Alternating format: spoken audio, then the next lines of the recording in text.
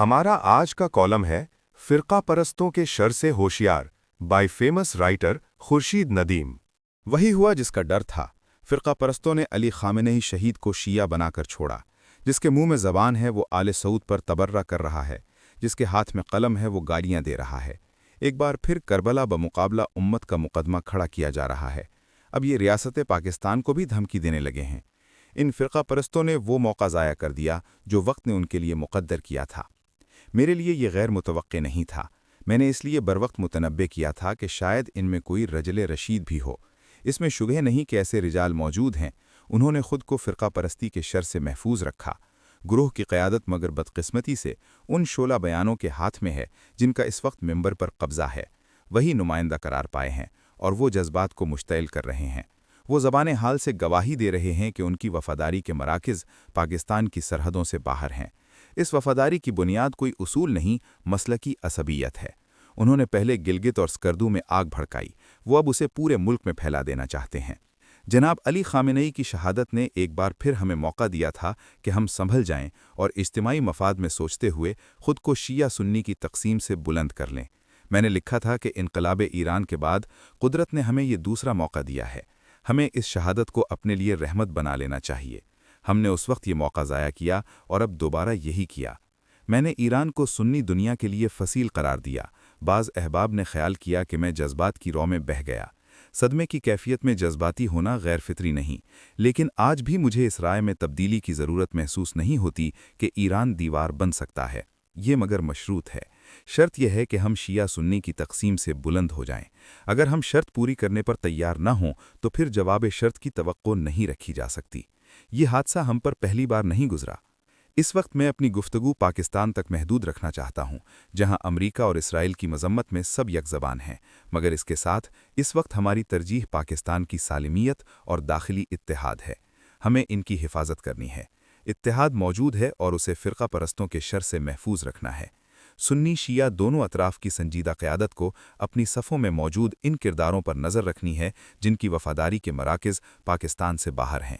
उन्हें ये मौका नहीं मिलना चाहिए कि वो पाकिस्तान में फ़साद बर्पा करें, लोगों को गुमराह करें और रियासत पाकिस्तान के मफादात को नुकसान पहुँचाएँ।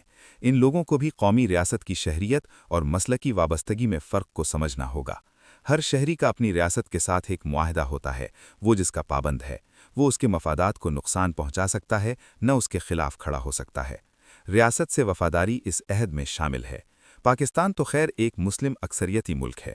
अगर एक मुसलमान इस तरह का कोई अहद अमरीका जैसी किसी गैर मजहबी मुमलिकत से बांधता है तो उसे निभाना भी उस पर लाजिम है। अगर रियासत उसके ख्याल में कोई ऐसी हिकमत अमली इख्तियार करती है जो उसके नज़दीक दुरुस्त नहीं है तो उसके पास दो रास्ते हैं। एक ये कि कानून के दायरे में रहते हुए उस पर तनकीद करे, दूसरा ये कि खुद को रियासत से मुआहदे से आज़ाद कर ले। रियासत से बेवफाई के लिए कोई गुंजाइश नहीं।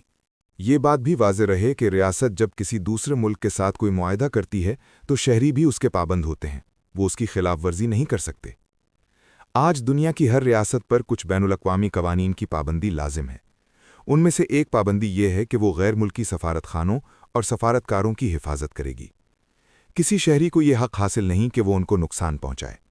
जो ऐसा करता है वो अहद की खिलाफ वर्जी और कानून शिकनी करता है। ये शरन, इखलाक़न, कानूनन हर हवाले से जुर्म है। इसलिए सफारत खानों पर हमलों की धमकी देना दरअसल रियासत के मफादात को नुकसान पहुँचाना है। ये बात बाइस तशवीश है कि आज रियासत को इस तरह की धमकियाँ दी जा रही हैं और इसमें पाकिस्तान के मफाद को सरीहन नज़रअंदाज किया जा रहा है। इससे दूसरे ममालिक के साथ हमारे ताल्लुकात मुतासिर होंगे और इसका नुकसान रियासत को उठाना पड़ेगा। ज़रूरत है कि इस बाब में ज़िम्मेदारी का मुज़ाहरा किया जाए और हर मसलक के लोग ऐसे अफराद से ऐलान बराअत करें जो अपनी मसलकी असबियत में रियासत पाकिस्तान को ज़रर पहुँचाने के दर पे हैं। इसी तरह सऊदी अरब के साथ हमारा दिफाई मुआहदा है, हमें उसका भी लिहाज रखना है। पाकिस्तान ने तादम तहरीर इस बात की पूरी कोशिश की है कि ईरान इसराइल की ये जंग अरब ईरान जंग में तब्दील ना हो। पाकिस्तान ने यह सही भी की है कि ईरान के मफादात महफूज रहें, ईरान में रजीम की तब्दीली भी ना हो। इसका एहसास ईरानी कौम और हुकूमत को भी है। वज़ीर आज़म शहबाज शरीफ साहब इसी दौड़ भाग में हैं कि मुस्लिम ममालिक बाहमी तसादुम से महफूज रहें। ताहम हमें किसी नापसंदीदा सूरत हाल का सामना हो सकता है। ऐसा हुआ तो लाजम होगा कि हम दाखिली इत्तेहाद को बाकी रखें और पाकिस्तान की सालमियत को मुक़द्दम समझें। اسے نقصان نہ پہنچائیں۔ بعض جماعتیں اور گروہ ریاست سے غیر حقیقت پسندانہ مطالبات کر رہی ہیں۔ صدام حسین کو امریکیوں نے مارا، کرنل قذافی بھی امریکہ کی لگائی ہوئی آگ میں جل گئے، ان کے لیے پاکستان میں کوئی جلوس نہیں نکلا۔ آیت اللہ علی خامنئی کی شہادت پر نہ صرف عوام بلکہ ریاست نے بھی دکھ کا اظہار کیا اور اس کی مذمت کی۔ اس سے بڑھ کر ریاست سے کوئی مطالبہ کرنا دانش مندی نہیں۔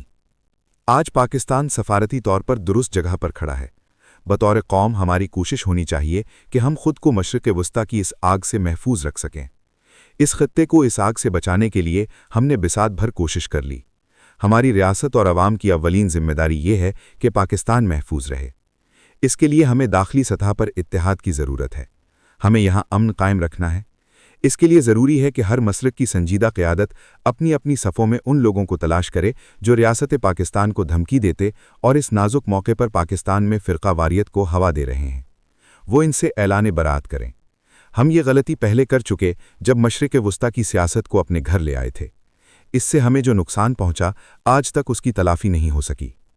مقرر عرض ہے کہ آیت اللہ خامنئی کی شہادت نے ہمیں ایک بار پھر جمع ہونے کا موقع دیا ہے۔ اسے ضائع نہیں کرنا چاہیے۔ میں صرف چاہیے کی بات کر سکتا ہوں کہ میرا کام یہی ہے۔ ہونا وہی ہے جو آج تک ہوتا آیا، اس کا نتیجہ بھی وہی نکلے گا جو پہلے نکلتا آیا ہے۔ جو بات صدیوں کے تجربات سے سمجھ میں نہیں آئی، آج کیسے آئے گی؟ Thank you for watching. If you like the video, do like, share, and subscribe.